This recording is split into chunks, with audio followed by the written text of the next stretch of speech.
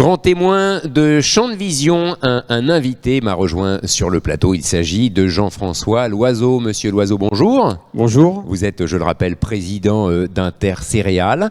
Les festivités commencent, les Culturales 2021, ça démarre, ça y est. On est heureux de se retrouver déjà tous ensemble en présentiel, comme on dit, ça fait plaisir déjà. Oui, ça fait du bien, exactement. Hein, c'est important.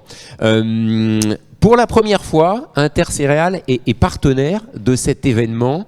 Pourquoi? Qu'est-ce que ça signifie pour vous? Alors déjà, Arvalis et les Culturales chez Arvalis, c'est un événement de notoriété nationale qui existe depuis de très nombreuses années, je dirais même quelquefois avec des partenaires européens.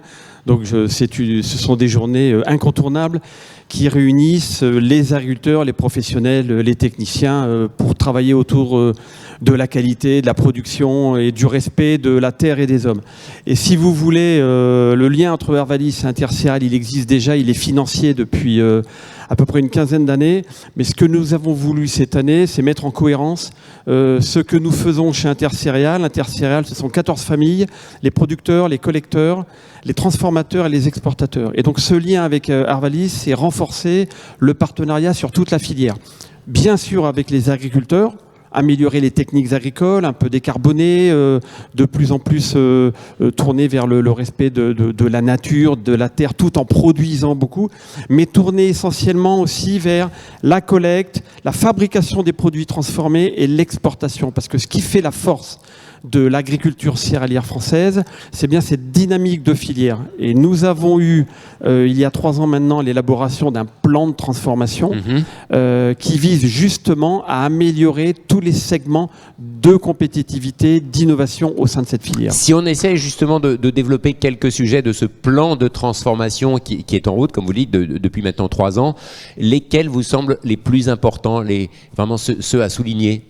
Alors il y a un premier point qui est absolument essentiel et c'est ce qui fait un peu toute la différence entre le monde d'avant et le monde d'aujourd'hui et de demain, c'est que ce sont les clients consommateurs qui passent la commande, qui décident. C'est-à-dire que pendant 50, 60 ans, nous avons été sur un registre de production agricole avec une politique agricole qui a très bien encadré, très bien sécurisé la production et les agriculteurs.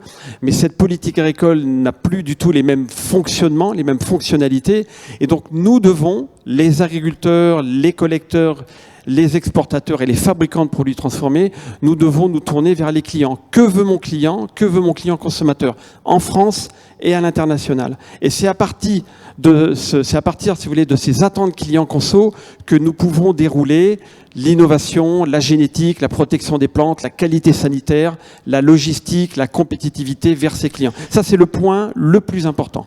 En quoi, on peut voir d'autres points bien sûr, en quoi est-ce que justement le consommateur va engendrer des transformations en amont finalement, puisque lui, en quoi est-ce que ça engendre des transformations en amont? Quelques exemples peut-être à donner? Oui, des exemples très, très, très précis. Il y a des demandes tout à fait normales et justifiées d'utilisation de moins de chimie. C'est un peu comme pour la santé humaine. Nous utilisons beaucoup moins de médicaments qu'il y a 30 ans, mais nous en utilisons toujours un petit peu parce que il ne faut pas oublier cet objectif permanent de qualité sanitaire.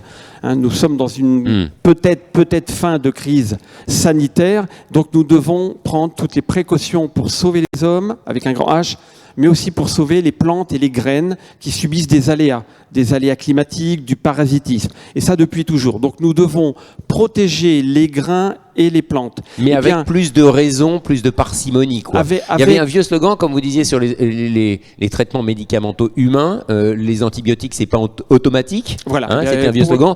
Appliqué finalement à l'agriculture au sens large, c'est un petit peu le même esprit. Voilà. Et le vrai changement que tous les membres de notre filière ont vraiment intégré, absorbé et mis en avant avec la technique des ingénieurs et des collaborateurs d'Arvalis, c'est justement regardons toutes les solutions possibles. Il existe des solutions, moi j'appelle ça des solutions combinatoires, des solutions agronomiques, des solutions génétiques, des solutions mécaniques, des solutions biologiques.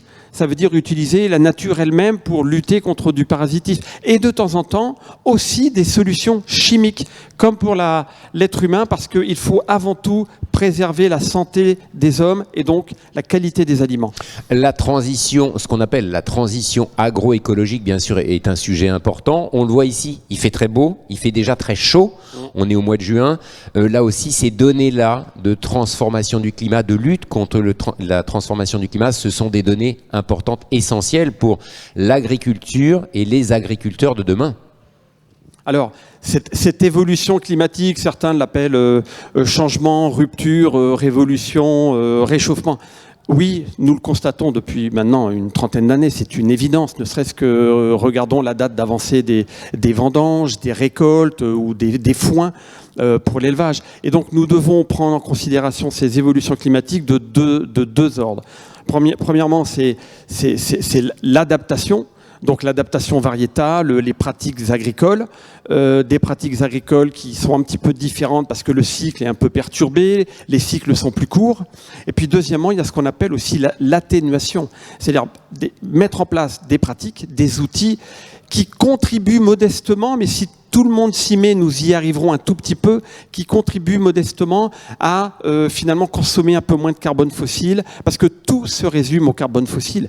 Le pétrole engendre la mécanisation, les engrais, la chimie, mais c'est propre à l'agriculture, mais c'est propre à toutes les activités économiques. Et donc ces travaux ne peuvent pas se faire uniquement dans un compartiment. Il n'y a pas que les agriculteurs, il n'y a pas que les collecteurs, que les meuniers ou que les exportateurs. C'est une approche globale, finalement. C'est une approche globale parce qu'il y a des interactions avec, par exemple, la logistique, avec des sujets autour du stockage des grains, avec des sujets autour de ce que l'on fait en termes de transformation des grains. Donc c'est vraiment une approche globale.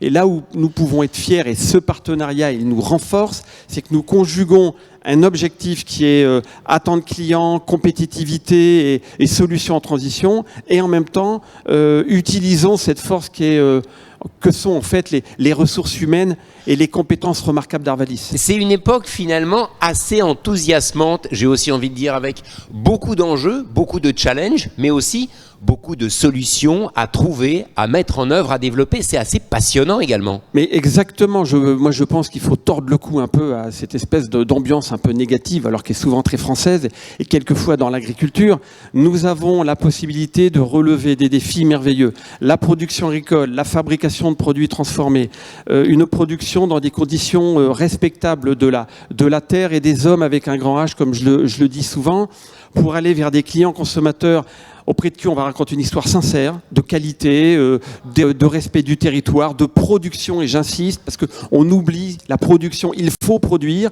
et puis en même temps de clients consommateurs en dehors de la France. Nous en avons besoin pour le rayonnement de la France, pour la balance commerciale, pour les emplois, et puis pour nos jeunes. Si nous voulons transmettre un peu de vivacité, je crois qu'il faut plutôt appuyer sur l'innovation, la compétitivité, et nous réussirons.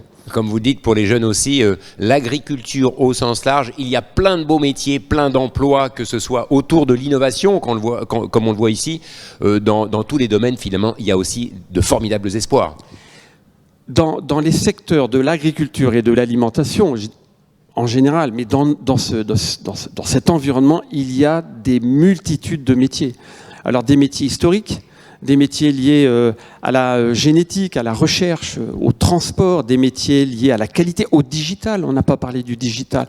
Ce que nous faisons, et nous allons le voir durant ces 2 jours, autour du digital, ici chez Arvalis, dans les coopératives agricoles, dans les entreprises de transformation. Des choses passionnantes. C'est absolument passionnant. La traçabilité, rassurer, conforter un peu le consommateur. Alors quelquefois, il en demande de trop, mais ça, c'est parce qu'il ne sait pas très bien ce qu'il demande. Mais conforter pour expliquer ce que nous faisons. Il y a des métiers, des centaines de métiers. Et d'ailleurs, moi je suis sûr d'une chose, c'est qu'il y aura des nouveaux métiers encore dans les 20 ans à venir qui vont être extrêmement riches pour l'agriculture et l'alimentation à partir des céréales. Jean-François Loiseau, merci beaucoup. Merci.